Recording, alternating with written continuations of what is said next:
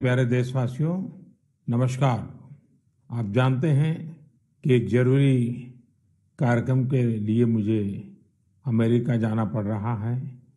तो मैंने सोचा कि अच्छा होगा कि अमेरिका जाने से पहले ही मैं मन की बात रिकॉर्ड कर दूं। सितंबर में जिस दिन मन की बात है, उसी तारीख को एक और महत्वपूर्ण दिन होता है।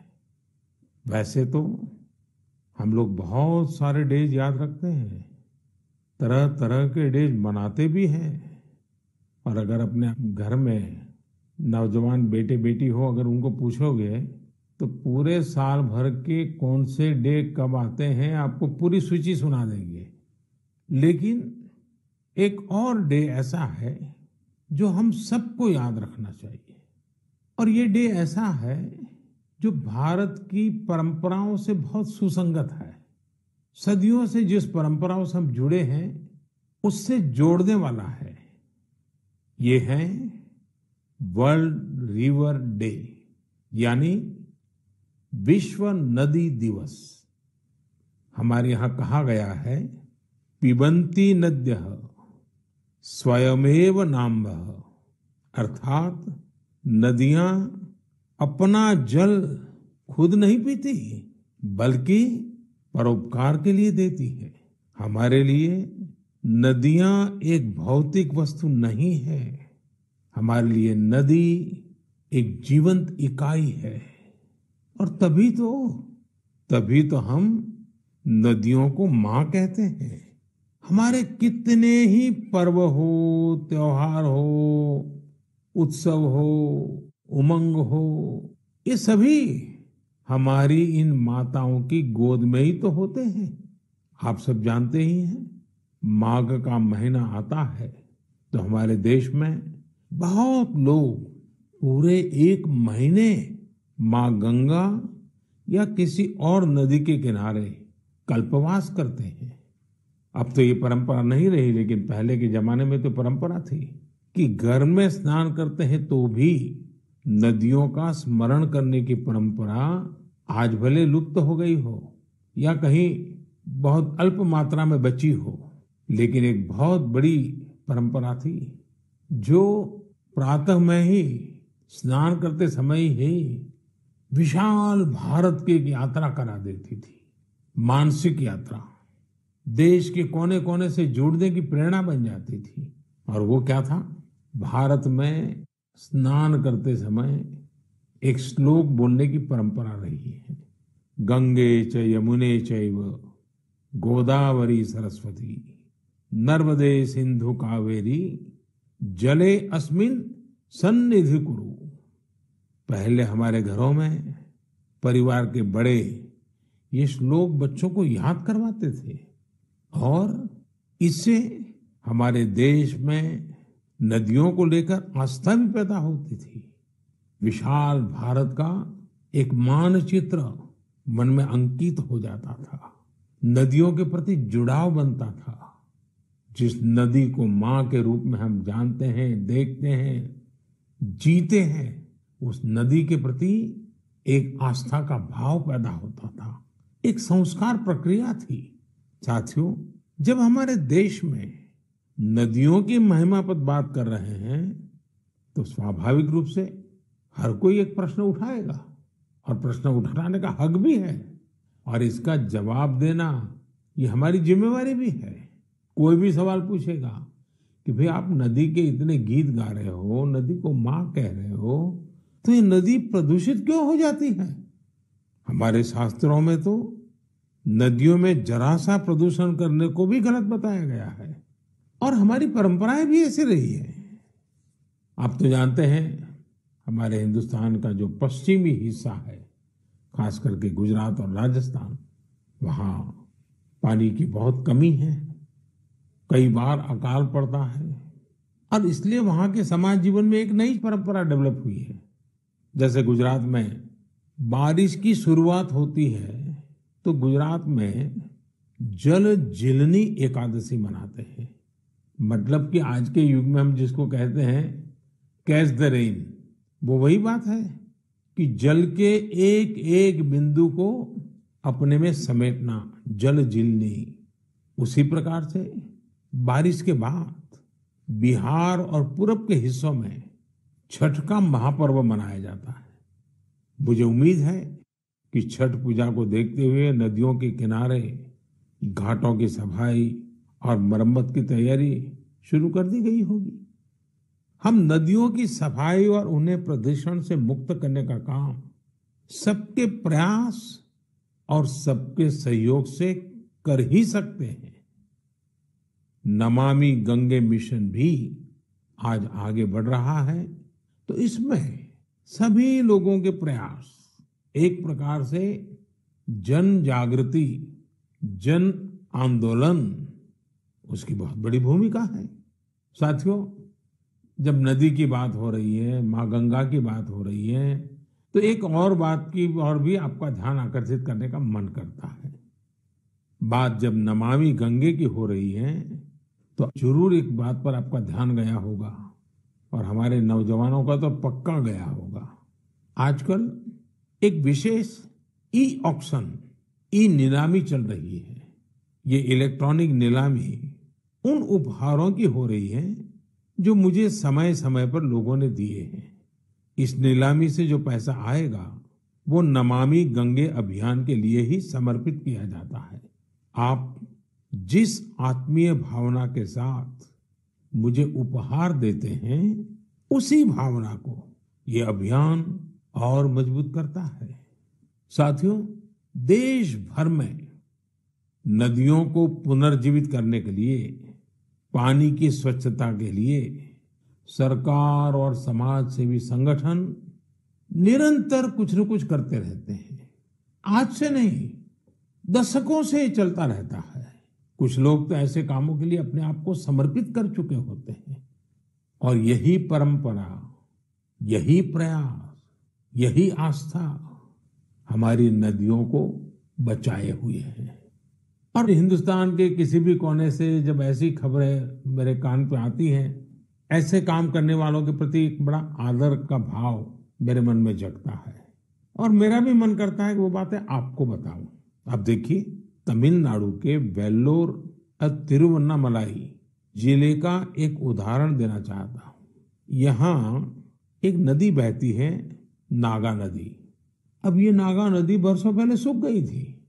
इस वजह से वहां का जलस्तर भी बहुत नीचे चला गया था। लेकिन वहां की महिलाओं ने बीड़ा उठाया कि वो अपनी नदी को पुनर्जीवित करेगी। फिर क्या था, उन्होंने लोगों को जोड़ा, जन भागीदारी से नहरें खोदी, चेक डैम बनाए, रिचार्ज कुएं बनाए। आपको भी जानकर के खुशी होगी साथियों कि आज वो नदी पानी से भर गई है। और जब नदी पानी से भर जाती है ना, तो मन को इतना सुकून मिलता है। मैंने प्रत्यक्ष इसका अनुभव किया है। आप में से बहुत लोग जानते होंगे कि जिस साबरमती के तट पर महात्मा गांधी ने साबरमती आश्रम बनाया था, पिछले कुछ दशकों में ये साबरमती नदी सूख गई थी।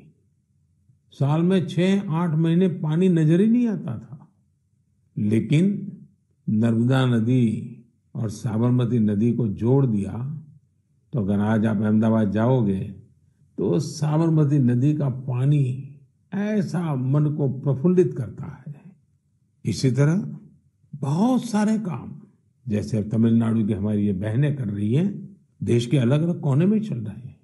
मैं तो जानता हूं कई हमारे धार्मिक परंपरा से जुड़े हुए संत है, गुरुजन है, वे भी अपनी आध्यात्मिक यात्रा के साथ साथ पानी के लिए, नदी के लिए बहुत कुछ कर रहे हैं। कई नदियों के किनारे पेड़ लगाने का अभियान चला रहे हैं, तो कहीं नदियों में बह रहे गंदे पानी को रोका जा रहा है। साथियों, वर्ल्ड रिवर डे जब आज मना रहे हैं, तो इस काम से समर्पित सबकी मैं सराहना करता हूं, अभिनंदन करता हूं। लेकिन हर नदी के पास रहने वाले लोगों को, देशवासियों को मैं आग्रह करूंगा कि भारत में कोने कोने में साल में एक बार तो नदी उत्सव मनाना ही चाहिए। मेरे प्यारे देशवासियों, कभी भी छोटी बात को, छोटी चीज को छोटी मानने की गलती नहीं करनी चाहिए। छोटे छोटे प्रयासों से कभी कभी तो बहुत बड़े बड़े परिवर्तन आते हैं। और अगर महात्मा गांधी जी के जीवन की तरफ हम देखेंगे तो हम हर पल महसूस करेंगे कि छोटी छोटी बातों की उनके जीवन में कितनी बड़ी अहमियत थी और छोटी छोटी बातों को लेकर के बड़े बड़े संकल्पों को कैसे उन्होंने साकार किया था। हमारे आज के नौजवान को ये जरूर जानना चाहिए कि साफ सफाई के अभियान ने कैसे आजादी के आंदोलन को एक निरंतर ऊर्जा दी थी। ये महात्मा गांधी ही तो थे जिन्होंने स्वच्छता को जन आंदोलन बनाने का काम किया था। महात्मा गांधी ने स्वच्छता को स्वाधीनता के सपने के साथ जोड़ दिया था। आज इतने दशकों बाद स्वच्छता आंदोलन ने एक बार फिर देश को नए भारत के सपने के साथ जोड़ने का काम किया है और ये हमारी आदतों को बदलने का भी अभियान बन रहा है। और हम ये न भूलें कि स्वच्छता ये सिर्फ एक कार्यक्रम है। स्वच्छता ये पीढ़ी दर पीढ़ी संस्कार संक्रमण की एक जिम्मेवारी है। और पीढ़ी दर पीढ़ी जब स्वच्छता का अभियान चलता है तब संपूर्ण समाज जीवन में स्वच्छता का स्वभाव बनता है। और इसलिए ये साल, 2 साल, एक सरकार दूसरी सरकार ऐसा विषय नहीं है। पीढ़ी दर पीढ़ी हमें स्वच्छता के संबंध में सजगता से, अविरत रूप से, बिना थके, बिना रुके, बड़ी श्रद्धा के साथ जुड़े रहना है और स्वच्छता के अभियान को चलाए रखना है। और मैंने तो पहले भी कहा था कि स्वच्छता ये पूज्य बापू को इस देश की बहुत बड़ी श्रद्धांजलि है और ये श्रद्धांजलि हमें हर बार देते रहना है, लगातार देते रहना है। साथियों, लोग जानते हैं कि स्वच्छता के संबंध में बोलने का मैं कभी मौका छोड़ता ही नहीं हूं और शायद इसीलिए हमारी मन की बात के एक श्रोता श्रीमान रमेश पटेल जी ने लिखा है, हमें बापू से सीखते हुए इस आजादी के अमृत महोत्सव में आर्थिक स्वच्छता का भी संकल्प लेना चाहिए। जिस तरह शौचालयों के निर्माण ने गरीबों की गरिमा बढ़ाई, वैसे ही आर्थिक स्वच्छता गरीबों को अधिकार सुनिश्चित करती है, उनका जीवन आसान बनाती है। अब आप जानते हैं, जनधन खातों को लेकर देश ने जो अभियान शुरू किया, इसकी वजह से आज गरीबों को उनके हक का पैसा सीधा सीधा उनके खाते में जा रहा है, जिसके कारण भ्रष्टाचार जैसी रुकावटों में बहुत बड़ी मात्रा में कमी आई है। ये बात सही है। आर्थिक स्वच्छता में टेक्नोलॉजी बहुत मदद कर सकती है। हमारे लिए खुशी की बात है, आज गांव देहात में भी फिनटेक, यूपीआई से डिजिटल लेन देन करने की दिशा में सामान्य मानवी भी जुड़ रहा है, उसका प्रचलन बढ़ने लगा है। आपको मैं एक आंकड़ा बताता हूं, आपको गर्व होगा। पिछले अगस्त महीने में, एक महीने में यूपीआई से 355 करोड़ ट्रांजैक्शन हुए, यानी करीब करीब 350 करोड़ से ज्यादा ट्रांजैक्शन। यानी हम कह सकते हैं कि अगस्त के महीने में 350 करोड़ से ज्यादा बार डिजिटल लेन देन के लिए यूपीआई का इस्तेमाल किया गया है। आज एवरेज 6 लाख करोड़ रुपए से ज्यादा का डिजिटल पेमेंट यूपीआई से हो रहा है। इससे देश की अर्थव्यवस्था में स्वच्छता, पारदर्शिता आ रही है और हम जानते हैं अब फिनटेक का महत्व बहुत बढ़ रहा है। साथियों, जैसे बापू ने स्वच्छता को स्वाधीनता से जोड़ा था, वैसे ही खादी को आजादी की पहचान बना दिया था।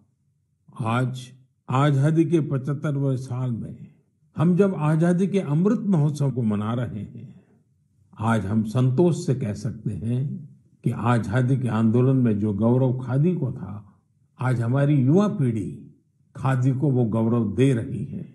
आज खादी और हैंडलूम का उत्पादन कई गुना बढ़ा है और उसकी मांग भी बढ़ी है। आप भी जानते हैं, ऐसे कई अवसर आए हैं जब दिल्ली के खादी शोरूम में एक दिन में 1 करोड़ रुपए से ज्यादा का कारोबार हुआ है।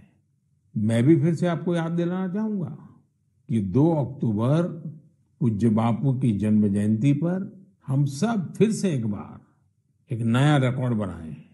आप अपने शहर में जहां भी खादी बिकती हो, हैंडलूम बिकता हो, हैंडीक्राफ्ट बिकता हो, और दिवाली का त्योहार सामने है, त्योहारों के मौसम के लिए खादी, हैंडलूम, कुटीर उद्योग से जुड़ी आपकी हर खरीदारी वोकल फॉर लोकल इस अभियान को मजबूत करने वाली हो, पुराने सारे रिकॉर्ड तोड़ने वाली हो।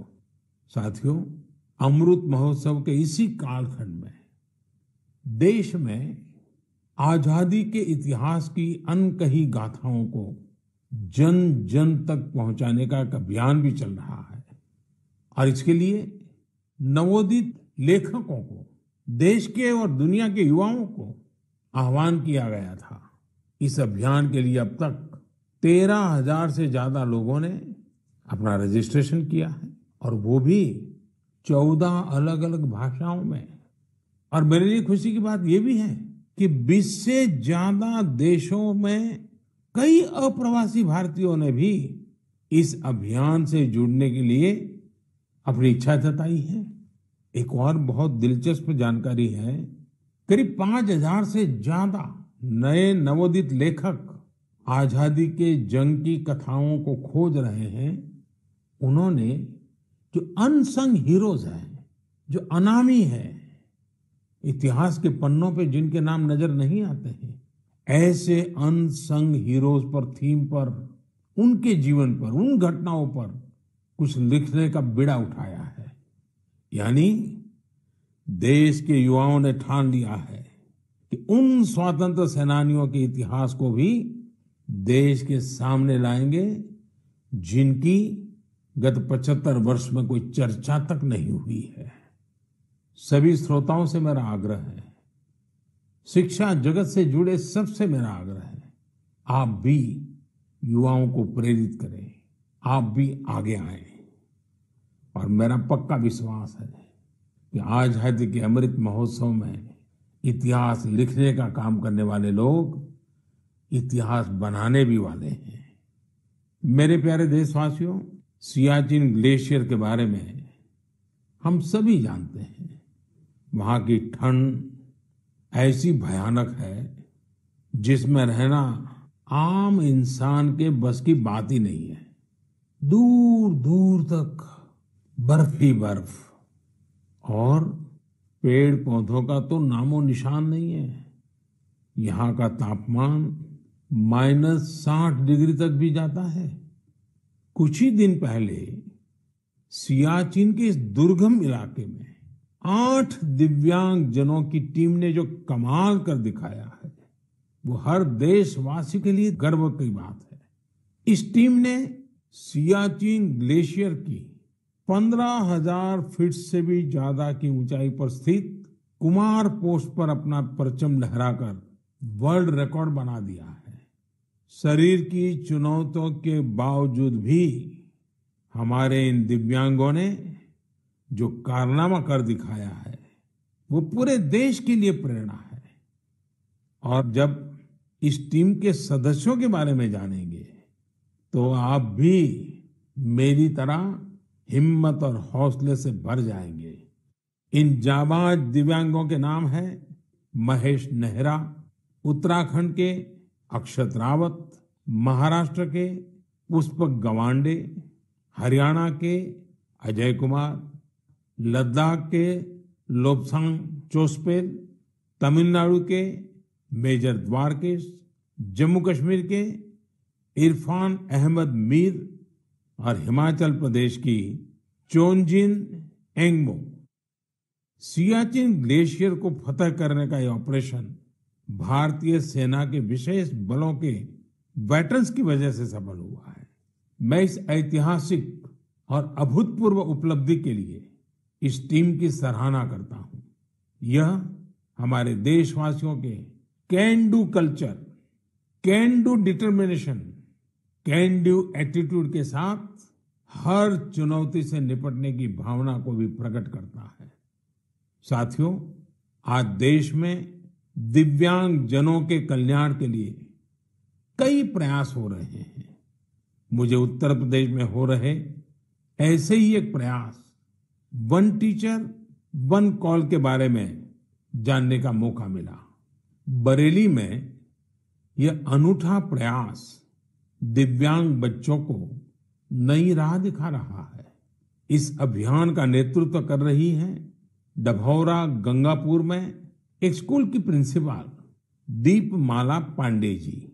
कोरोना काल में इस अभियान के कारण न केवल बड़ी संख्या में बच्चों का एडमिशन संभव हो पाया, बल्कि इससे करीब 350 से अधिक शिक्षक भी सेवा भाव से जुड़ चुके हैं।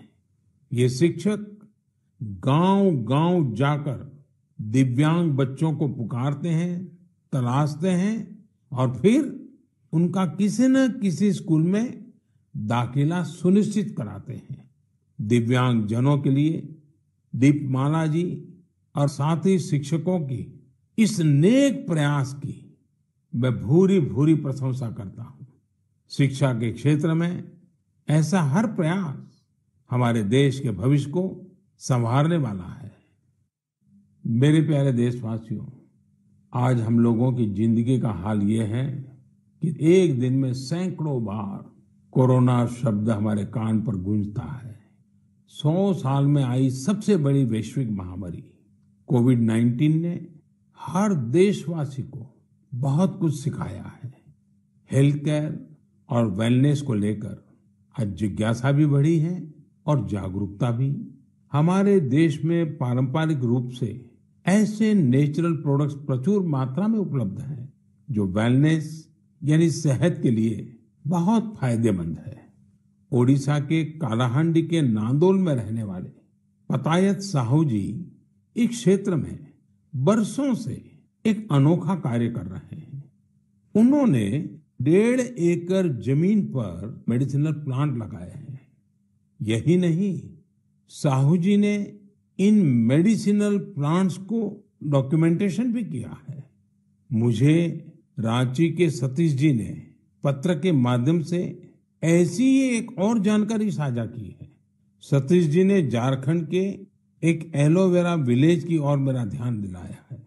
रांची के पास ही देवरी गांव की महिलाओं ने मंजू कश्यप जी के नेतृत्व में बिरसा कृषि विद्यालय से एलोवेरा की खेती का प्रशिक्षण लिया था।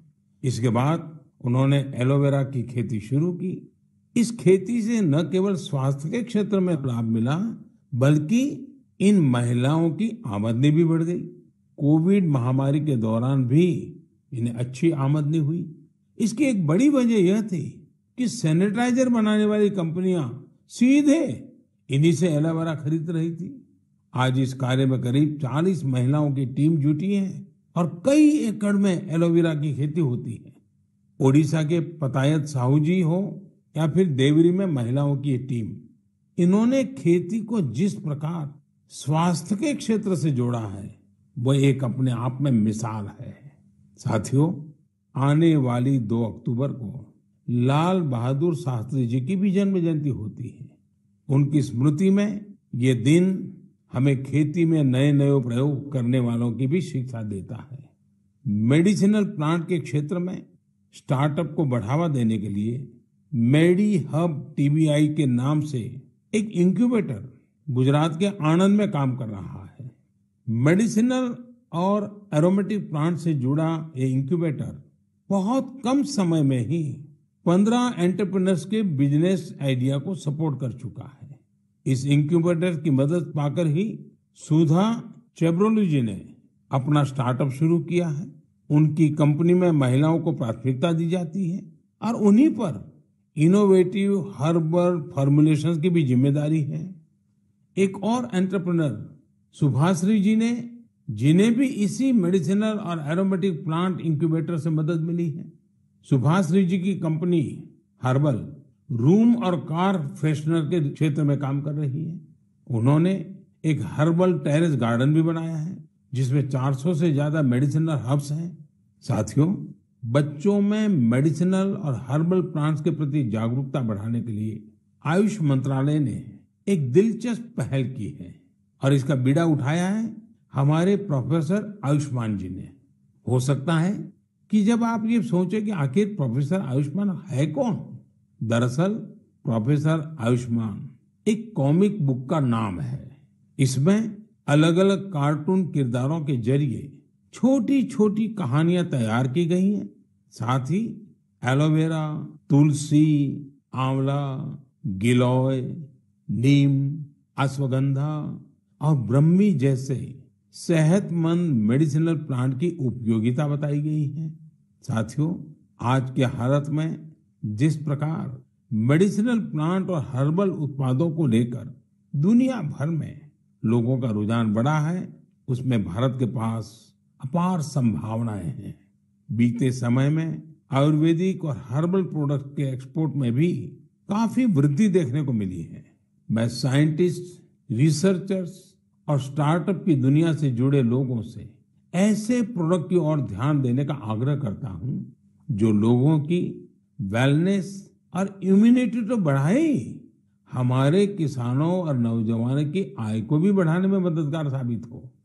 साथियों, पारंपरिक खेती से आगे बढ़कर खेती में हो रहे नए प्रयोग, नए विकल्प लगातार स्वरोजगार के नए साधन बना रहे हैं। पुलवामा के दो भाइयों की कहानी भी इसी का एक उदाहरण है। जम्मू कश्मीर के पुलवामा में बिलाल अहमद शेख और मुनीर अहमद शेख ने जिस प्रकार अपने लिए नए रास्ते तलाशे, वो न्यू इंडिया की एक मिसाल है। 39 साल के बिलाल अहमद जी हाईली क्वालिफाइड है। उन्होंने कई डिग्रियां हासिल कर रखी है। अपनी उच्च शिक्षा से जुड़े अनुभवों का इस्तेमाल आज वो कृषि में खुद का स्टार्टअप बनाकर कर रहे हैं।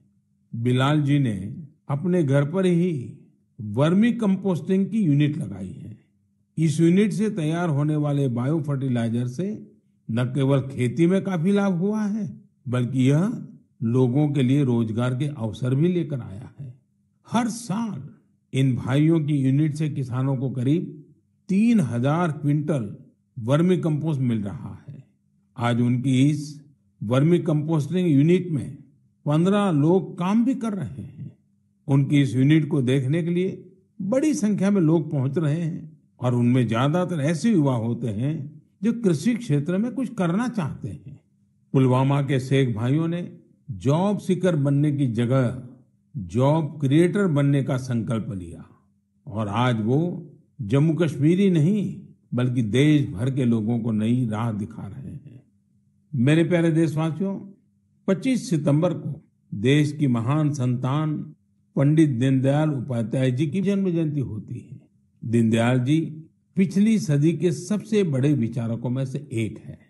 उनका अर्थदर्शन, समाज के सशक्त करने के लिए उनकी नीतियां, उनका दिखाया अंत्योदय का मार्ग आज भी जितना प्रासंगिक है उतना ही प्रेरणादायी भी है। 3 साल पहले 25 सितंबर को उनकी जन्म जयंती पर ही दुनिया की सबसे बड़ी health assurance scheme Ayushman Bharat योजना लागू की गई थी। आज देश के 2-2.25 करोड़ से अधिक गरीबों को आयुष्मान भारत योजना के तहत अस्पताल में 5 लाख रुपए तक का मुफ्त इलाज मिल चुका है। गरीब के लिए इतनी बड़ी योजना दीनदयाल जी के अंत्योदय दर्शन को ही समर्पित है।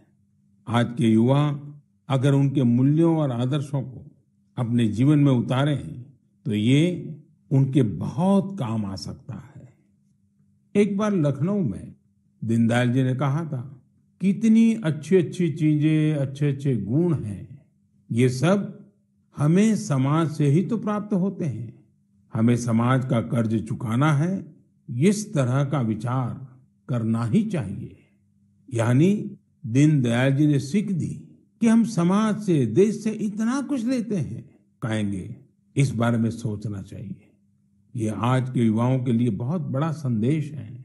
साथियों, दीनदयाल जी के जीवन से हमें कभी हार न मानने की भी सीख मिलती है। विपरीत राजनीतिक और वैचारिक परिस्थितियों के बावजूद भारत के विकास के लिए स्वदेशी मॉडल के विजन से वे कभी डिगे नहीं। आज बहुत सारे युवा बने बनाए रास्तों से अलग होकर आगे बढ़ना चाहते हैं। वे चीजों को अपनी तरह से करना चाहते हैं। दीनदयाल जी के जीवन से उन्हें काफी मदद मिल सकती है। इसलिए युवाओं से मेरा आग्रह है कि उनके बारे में जरूर जानें। मेरे प्यारे देशवासियों, हमने आज बहुत से विषयों पर चर्चा की। जैसा हम बात भी कर रहे थे, आने वाला समय त्योहारों का है। पूरा देश मर्यादा पुरुषोत्तम श्री राम की असत्य पर विजय का पर्व भी मनाने वाला है। लेकिन इस उत्सव में हमें एक और लड़ाई के बारे में याद रखना है, वो है देश की कोरोना से लड़ाई। टीम इंडिया इस लड़ाई में रोज नए रिकॉर्ड बना रही है। वैक्सीनेशन में देश ने कई ऐसे रिकॉर्ड बनाए हैं जिसकी चर्चा पूरी दुनिया में हो रही है। इस लड़ाई में हर भारतवासी की अहम भूमिका है। हमें अपनी बारी आने पर वैक्सीन तो लगवानी ही है, पर इस बात का भी ध्यान रखना है कि कोई इस सुरक्षा चक्र से छूट न जाए। अपने आसपास जिसे वैक्सीन नहीं लगी है, उसे भी वैक्सीन सेंटर तक ले जाना है। वैक्सीन लगने के बाद भी जरूरी प्रोटोकॉल का पालन करना है। मुझे उम्मीद है इस लड़ाई में एक बार फिर टीम इंडिया अपना परचम लहराएगी। हम अगली बार कुछ और विषयों पर मन की बात करेंगे। आप सभी को, हर देशवासी को त्योहारों की बहुत बहुत शुभकामनाएं। धन्यवाद। Subscribe to our channel by clicking the subscribe button. Click the bell button and enjoy the latest uploads from our channel.